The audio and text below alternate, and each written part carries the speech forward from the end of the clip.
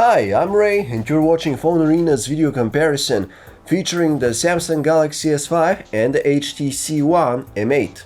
So of all comparisons that we've done with the Galaxy S5 so far, this one is probably the most interesting as it pits two relentless rivals against each other.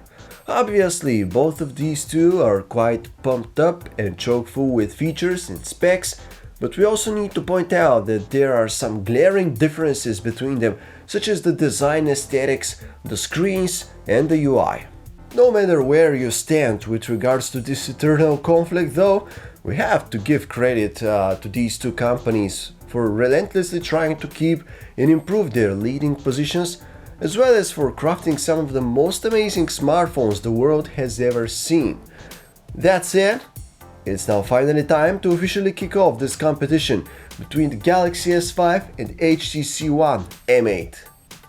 Oh boy, we can definitely understand HTC for praising its premium aluminum design, which has become even more attractive in the One M8.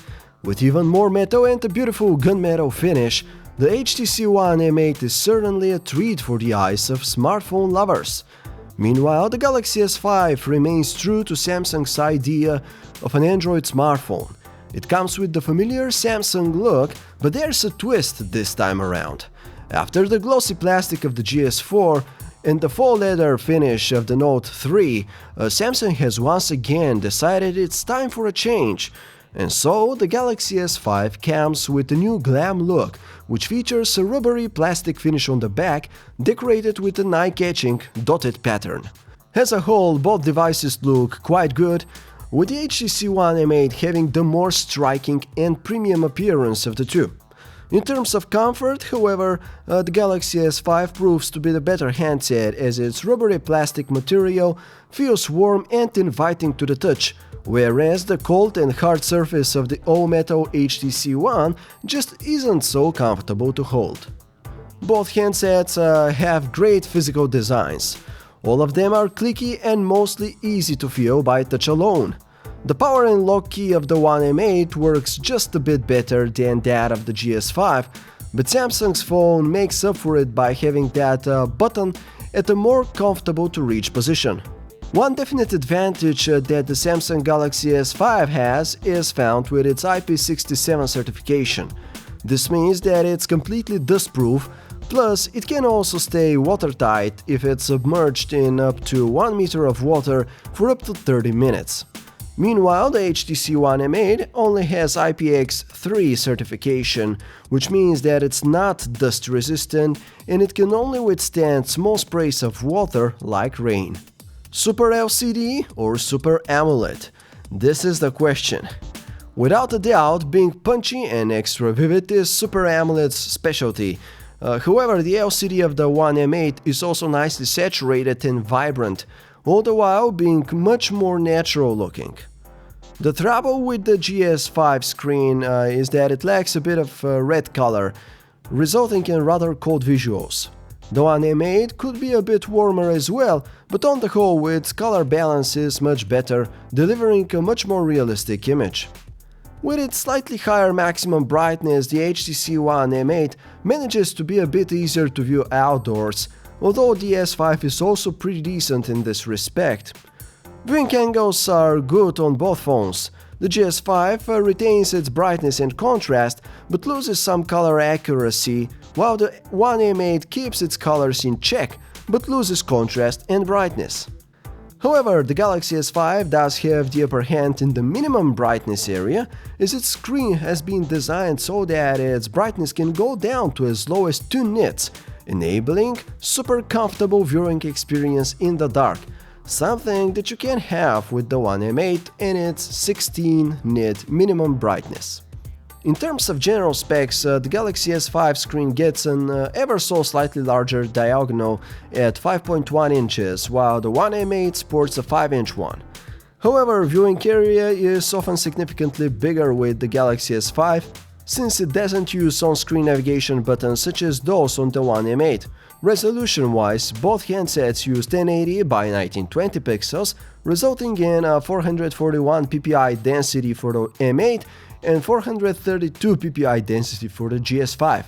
With this latest version of Sans, the HTC One M8 has one of the most visually pleasing custom Android user interfaces. HTC's software is consistent, polished and quite speedy. But what's going on Samsung's front then? Well, we're glad to report that the South Korean giant has seriously improved upon the offering it had in its last flagship, and as a result, the TouchWiz user interface has become more modern-looking, flatter, and perfected. It's still not as consistent as HTC's UI, leaving some room for improvement, but overall, with these latest updates, we can now safely say that both companies are offering perfectly usable, robust Android variations. Yes, they are still very different, meaning that we can't really proclaim a definite leader, but that's not necessarily a bad thing, as both are awesome in their own way. Sense UI and TouchWiz UI work as any other Android launcher. You have your home screen for widgets and icons, and there's also the app launcher, which scrolls vertically for the HTC One M8 and horizontally for the Samsung Galaxy S5. When it comes to core apps such as phonebook and messaging, Samsung and HTC have done some renovating work, but once again the manufacturers have worked in the opposite directions. While HTC has chosen to brighten and lighten the graphical environment of its apps, Samsung has flattened the UI and kept its darker graphics user interface theme that works nicely with the Super AMOLED screen, which consumes less power when displaying darker colors. At first glance, it may seem that the Samsung Galaxy S5 and the HTC One M8 use the same exact chipset model, Snapdragon 810 However, upon closer inspection, it becomes evident that there is a bit of a difference. The GS5 has a slightly more powerful AC variation, while the One M8 has the AB version, which is clocked slightly lower. To be precise, the quad-core Crate 400 CPU of the GS5 can be revved up to 2.5 GHz, while the quad-core Crate 400 CPU of the One M8 can go up to 2.3 GHz. Theoretically, the chip inside the Galaxy S5 should be a tad faster, but when it comes to real-life performance, we doubt it that there's going to be much of a noticeable difference. When it comes to the graphics processing units used by the two superphones, both rely on the tried and true Adreno 330 GPU, which can provide more than enough horsepower in order to guarantee a high frame rate in games and other graphics-intensive tasks. Both phones are armed with 2 GB of RAM, and even though some devices like the Galaxy Note 3 and Xperia Z2 feature even more system memory, we think that 2 GB are perfectly sufficient at this time. Both can offer you the comfort of a microSD card slot for cards of up to 128 GB of capacity. While most of the novelty in the HTC One M8 is centered around a dual camera setup, the Samsung Galaxy S5 offers some additional goodies that are nowhere to be found in HTC's offering. Namely, Samsung's device sports a fingerprint scanner, which may not be the highest quality or implementation, but it's still usable and can be utilized for secure unlocking or PayPal purchase authorization, which is a cool feature to have. Meanwhile, there is also a dedicated heart rate monitor in the GS5 positioned right next to the handset's LED flash.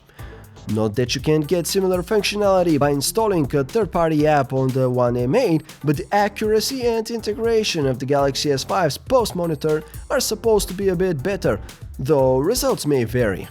All in all, we don't consider the lack of these features in the One a deal breaker in any way. Of course, they have Google's Chrome browser, but the Galaxy S5 and One M8 think they can offer an even more compelling browsing offering, courtesy of their custom browser applications.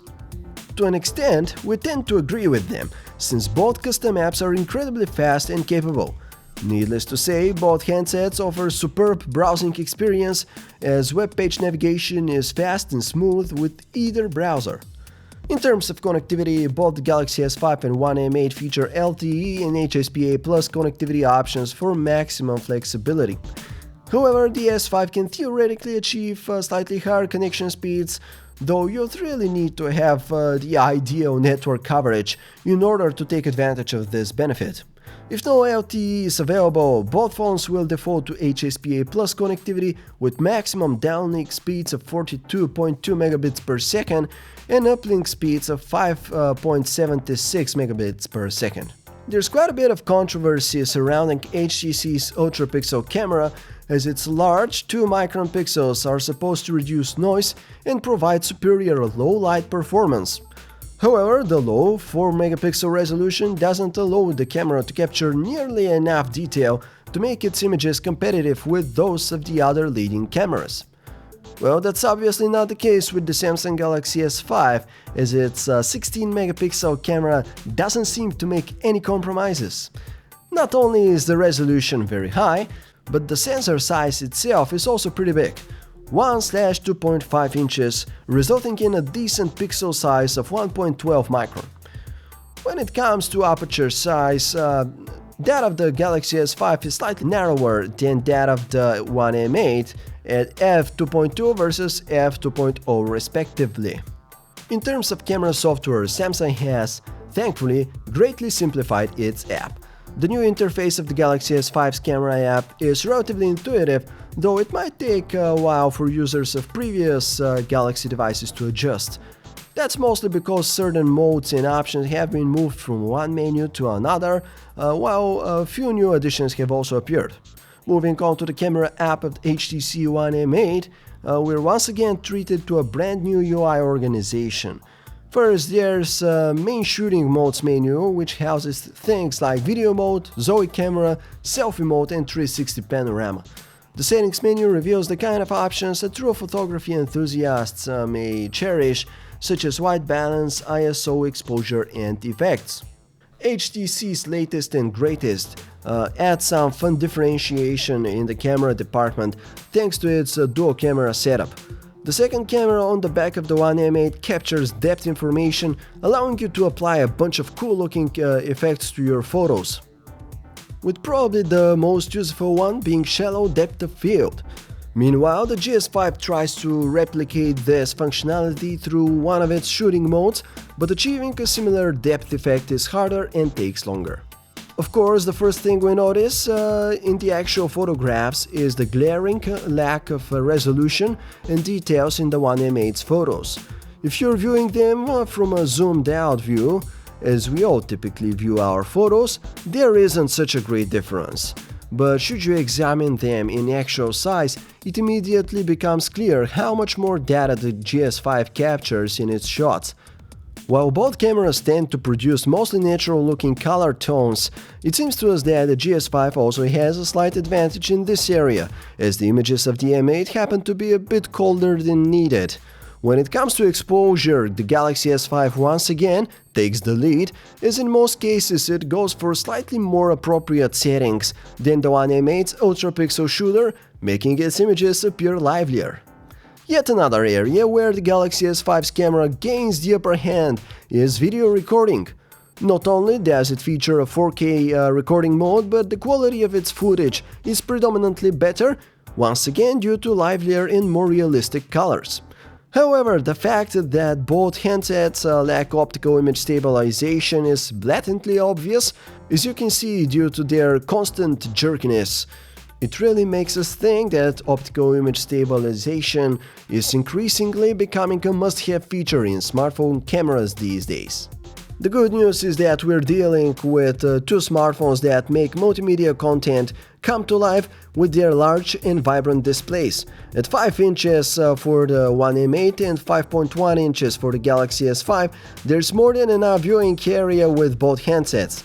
However, the Samsung Galaxy S5 does have some advantage here, as it doesn't have on-screen navigation buttons, thus enabling all third-party applications and games, not just those optimized for immersive mode, to take advantage of the full screen area. The stereo boom sound speakers of the HTC One M8 are among its key features, and we have to say that they really do a very good job at enhancing our media experience, especially when watching video or playing games. On the other hand, the solo speaker of the Samsung Galaxy S5 is also pretty loud, but it can't really deliver the same amount of depth and clarity as the M8's boom sound speakers. Other than that, the music players on both phones are more than adequate. Once again, that of the HTC One M8 has the more flashy visuals, but the GS5's player is also quite fresh, plus it features some neat options to play with. The earphones that come with the One M8 tend to sound a bit more lively overall, having a nice and thick bass. Those of the GS5 aren't too bad, but fail to capture our interest with their overly flat sound. The HTC One M8 establishes itself as our preferred handset for phone calls, as its earpiece delivers loud and clear tones, without sounding too strained or sharp. The Galaxy S5, on the other hand, also achieves good volume, but it tends to sound a bit muffled and unclear. On the other end of the line, things are once again on the louder side, though we aren't impressed by the sounding of the S5's microphone, which fails to transmit voices with at least a portion of their fullness. The One M8 is a bit better in this respect, though there's always room for improvement as far as call quality goes. As far as battery life goes, both the Samsung Galaxy S5 and HTC One M8 should perform admirably. Both are said to offer extremely long continuous talk time, 21 hours for the Galaxy S5 and 20 hours for the One M8. Standby time stands at 20.7 days for the One and 16.2 days for the GS5. Naturally, exactly what kind of battery life you're going to get out of your phone depends on a number of factors, one of which being your personal usage pattern. When all is said and done, we're most certain that either phone would be able to deliver at least a full day of battery life, even to the most hardcore users out there. We've been patient for these two particular smartphones to come, and now that they're both here, the only thing left to do is to make the difficult decision of which one to choose. Quite frankly, both the Samsung Galaxy S5 and the HTC One M8 are superb devices that can offer you an astonishing user experience throughout most areas. Some of the rare exceptions where these two are faltering are the ultra-pixel camera of the One M8, which continues to lag behind its rivals when it comes to quality, and the other is the somewhat unnatural color tones of the screen of the Galaxy S5. Leaving these few weaknesses aside, it's clear that you simply can't go wrong with either of these, as they pack a tremendous amount of goodies to further complement their premium set of core features. The main distinguishing feature of the HTC One is naturally its premium all-metal design, which is something that you can't get with the Galaxy S5 in its perforated plastic body. Without a doubt, the M8 feels like the more expensive product of the two, but it's also the colder product of the two. What we mean by this is that it's very likely for the Galaxy S5 to physically be the more comfortable phone to use for most people out there, and that shouldn't be overlooked. At the end of the day, Samsung and HTC are once again neck and neck with their latest flagship smartphones. The Galaxy S5 proves to be one step ahead with its superior camera, but the One M8 kind of makes up for it with its premium design, more natural looking screen and better speakers. The choice is yours.